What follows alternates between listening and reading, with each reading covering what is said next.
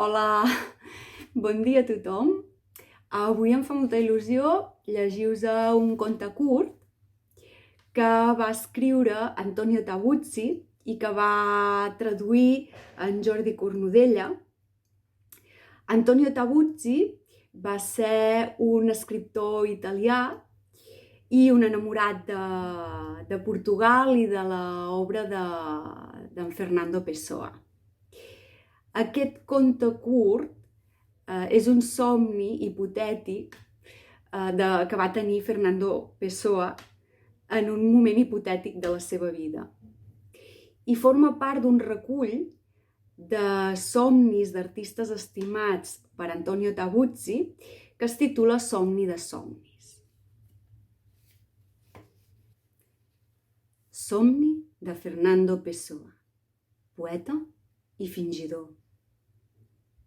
La nit del 7 de març del 1914, Fernando Pessoa, poeta i fingidor, va somiar que es despertava. Va prendre cafè a la seva habitació de lloguer. Es va fer la barba i es va vestir amb elegància. Es va posar l'impermeable perquè a fora plovia. Quan va sortir, eren 5:45 i a les 8 en punt era a l'estació central, a l'andana del tren en direcció a Santarém. El tren va sortir amb la màxima puntualitat. A les 8:05, Fernando Pessoa va agafar lloc en un compartiment en què hi havia asseguda una senyora d'una edat aparent de 50 anys, que llegia. Era la seva mare, però no era la seva mare, i estava immersa en la lectura. Fernando Pessoa també es va posar a llegir. Aquell dia havia de llegir 2 cartes que li havien arribat de Sud-àfrica i que li parlaven d'una infantesa llunyana. Vaig ser com herba i no en van arrencar, va dir tot d'un plegat la senyora d'una edat aparent de 50 anys. La frase va agradar a Fernando Pessoa, que va apuntar-la en una llibreta. Mentrestant, davant d'ells, passejava el paisatge pla de Ribatejo amb arrossars i prades. Quan van arribar a Santarém, Fernando Pessoa va agafar una carrossa. «Vostè sap on hi ha una casa sola emblanquinada amb calç?» va preguntar al cotxer. El cotxer era un homenet tirant a gras, amb el nas envermellit per l'alcohol. «És clar», va dir, «és la casa del senyor Caeiro. La conec bé». I va fustigar el cavall. El cavall va començar a trotar pel camí ral flanquejat de palmes. Als camps es veien cabanes de palla amb algun negre a la porta. «Però, on som?» va preguntar Pessoa al cotxer. «On em porta?» «Som a Sud-àfrica», va contestar el cotxer, «i el porto a la casa del senyor Caeiro».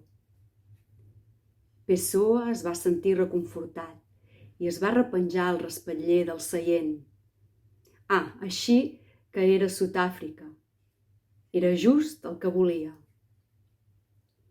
Va encreuar les cames amb satisfacció i es va veure els turmells nus, dintre d'uns pantalons de mariner. Va comprendre que era un nen i això el va posar molt content. Era bonic ser un nen que viatjava per Sud-àfrica.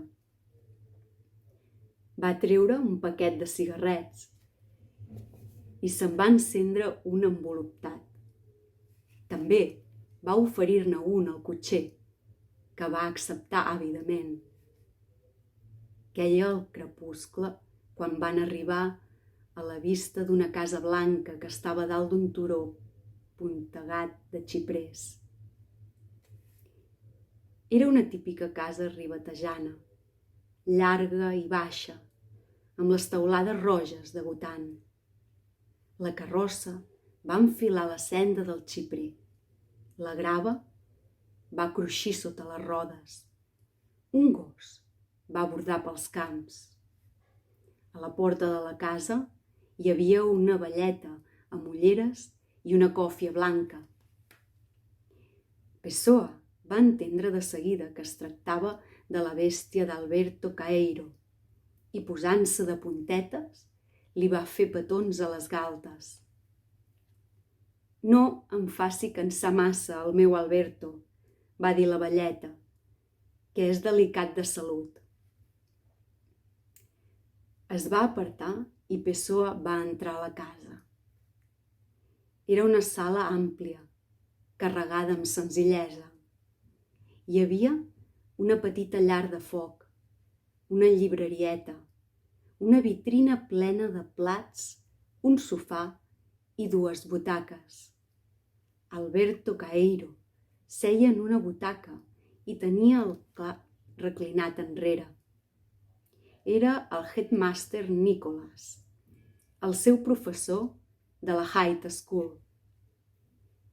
«No sabia que Caeiro fos vostè», va dir Fernando Pessoa, i va fer una petita inclinació. Alberto Caeiro li va adreçar un senyal cansat perquè abandonés. «Passi, passi, estimat Pessoa», va dir. «L'he convocat aquí perquè volia que sabés la veritat». Mentrestant, va arribar la bèstia amb una safata en què hi havia te i pastes. Caeiro i Pessoa es van servir i van agafar les tasses. Pessoa es va recordar de no aixecar el dit petit, perquè no era elegant. Es va posar bé la solapa del vestit de mariner i es va encendre un cigarret. «Vostè és el meu mestre», va dir. Caeiro va sospirar i després va somriure. «És una història llarga», va dir, «però no val la pena que li expliqui fil per randa. Vostè és intel·ligent i ho entendrà, encara que em salti algun passatge. Sàpiga només això, que jo sóc vostè». «Expliquis millor», va dir Pessoa. «Sóc la part més profunda de vostè», va dir Caeiro, «la seva part fosca. Per això sóc el seu mestre». Un campanar, al poble proper, va tocar l'hora. «I jo? Què haig de fer?», va preguntar Pessoa. «Vostè ha de seguir la meva veu», va dir Caeiro. «M'escoltarà en la vigília i en el son. De vegades el molestaré, altres vegades no em voldrà sentir. Però m'haurà d'escoltar. Haurà de tenir el coratge d'escoltar-me. Si vol ser un gran poeta». «Ho faré», va dir Pessoa. «Ho prometo». Es va aixecar i va acomiadar-se. La carrossa esperava a la porta. Ara s'havia convertit un altre cop en adult i li havia crescut el bigoti. «On l'haig de portar?», va preguntar el cotxer. «Porti'm cap al final del somni», va dir Pessoa.